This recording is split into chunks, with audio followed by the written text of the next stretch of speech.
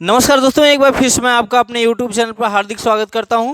भैया हम लोग आज बात करने वाले हैं यहाँ पर, अगर यूपीएसआई और यूपी कांस्टेबल की बात करते हैं, उत्तर प्रदेश में जितनी भी भर्तियां हो रही हैं इनके बारे में हम आज एक आपको ऐसी जानकारी देने वाले हैं जो कि आप इस में किस तरीके से चीज़ें चल रही हैं उसको आप समझ पाएंगे। तो शुरू से लेकर के लास्ट तक वीडियो जरूर देखिएगा।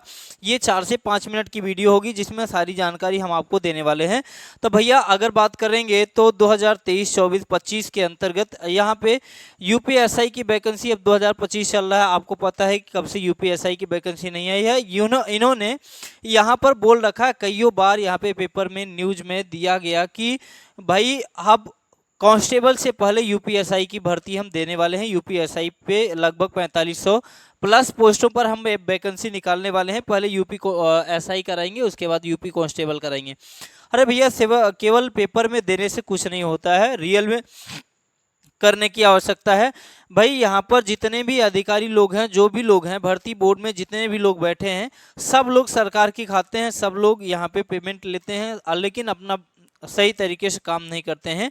अगर इनके पास रिक्त पदों की संख्या, ये बताने में इतना टाइम ले लेते हैं कि हमारे पास रिक्त पदों की संख्या है, भर्ती कब होगी कब नहीं होगी, इनको इतना सारा टाइम लग जाता है। ये खाते तो बहुत हैं लेकिन काम बहुत कम करते हैं। भैया किसी तरीके से 3 साल की यहाँ पे एज में छूट मिली हुई थी, तो अब बार बार यहाँ से कहना पड़ता है, बार बार एज की मांग किया जाता है, एज लिमिट बढ़ाया जाए। तो भैया जब आप हर साल भर्ती नहीं देंगे तो इस तरीके से मांग उठती रहेगी। और युवाओं में लगातार अगर बात करते हैं तो अभी जिस तरीके से आपने यहाँ पे छूट की बात करेगी, 3 साल की छूट भी दी गई, लेकिन अभी यहाँ से बात करते हैं तो अभी मार्च की बात करते हैं, मार्च गया, अप्रैल, मई, जून चल रहा है, अभी तक कोई इसकी प्रतिक्रिया नहीं दी गई है। लेकिन यहाँ पर अब इनको आशंका थी कि अब फिर से यूपी सिपाही और कांस्टेबल के लिए हो सकता है कि एक बड़ा सा आंदोलन हो। ठीक है, अगर कोचिंग और यहाँ से कोचिंग संस्थान वाले अध्यापक और तैयारी करने वाले स्टूडेंट के बीच में अगर सामंजस्य बनी और यहाँ से अगर ये लोग फिर से क्या करेंगे, धरना प्रदर्शन करेंगे, तो इससे अच्छा है कि समय से पहले ही पेपर में फिर से निकाल दिया जाए। जब पेपर में फिर से निकाल देंगे 2-4 महीने तक स्टूडेंट शांत हो जाएंगे और फिर से यहाँ पर वैकेंसी का कोई नाम तो यहाँ पे है नहीं, बार बार पेपर में यहाँ पे देते रहेंगे कि अब कराएंगे तब कराएंगे। लेकिन फिर भी यहाँ पर जो भी न्यूज वायरल हो रही, जो भी पेपर कटिंग में जो भी चीज़ें आती हैं, वीडियो बनाना मजबूरी है। मजबूरी ये है कि बहुत सारे स्टूडेंट इसमें यहाँ से परेशान रहते हैं कि वैकेंसी कब आएगी कब नहीं आएगी। तो बात करेंगे, कह रहा है ना कि सिपाही से पहले 4543 पदों पर दरोगाओं की होगी भर्ती। तो भैया कब होगी ये भी बता देना चाहिए था आपको, ये भी लिख देना चाहिए था, लेकिन इसका आता पता इनको कुछ भी नहीं है। पुलिस के 24,000 पदों पर होनी है भर्ती। अब यहाँ पे प्रदेश पुलिस में तकरीबन 24,000 पदों पर होने वाली भर्ती के तहत 4543 दरोगा के पद पहले भरे जाएंगे। उत्तर प्रदेश पुलिस भर्ती प्रोन्नति बोर्ड उप निरीक्षक दरोगा के 4543 पदों पर भर्ती की कवायद जल्द शुरू करेगा। अब कब जल्द शुरू करेगा इनको पता नहीं चल पा रहा है। इनके बाद सिपाही के पद भरे जाएंगे। डीजीपी मुख्यालय द्वारा भर्ती बोर्ड को 19,220 सिपाही व उनमें समकक्ष पदों पर उप निरीक्षक व उसमें समकक्ष 4543 पदों पर यहाँ पर सीधी भर्ती के लिए प्रस्ताव भेजा जा चुका है। बोर्ड ने इन दोनों पदों पर भर्ती के लिए अप्रैल माह के तीसरे सप्ताह में विज्ञप्ति जारी करने की घोषणा की थी। ठीक है ना, ये आना कब चाहिए था, अप्रैल के तीसरे सप्ताह तक आ जाना चाहिए था, लेकिन अभी अप्रैल गया, ठीक है, मई जून भी जाने वाला है, अभी तक इनको इनके कान में जू तक नहीं रेंगी है। ठीक है ना, ऐसे पेपरबाजी करते रहेंगे और यहाँ पे लोगों को गुमराह करते फिर रहे हैं। ठीक है ना, सब लोगों को यहाँ पे बेवकूफ़ समझ रखा है, केवल ये लोग अपना सही तरीके से ढंग पूर्वक काम नहीं करते हैं।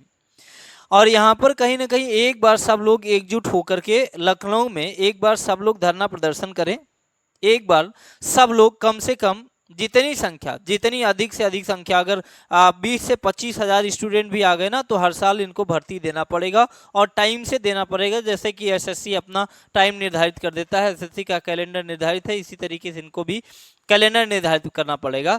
कम कम ही भर्ती दीजिए लेकिन हर वर्ष दीजिए। तो इसमें यहाँ पर युवाओं को किसी से भी, नेताओं से यहाँ पे भीख नहीं मांगनी पड़ेगी। गलती उनकी और भीख मांगे स्टूडेंट, ठीक है, अध्यापक लोग भीख मांगे कि भैया एज बढ़ा दो, एज बढ़ा दो।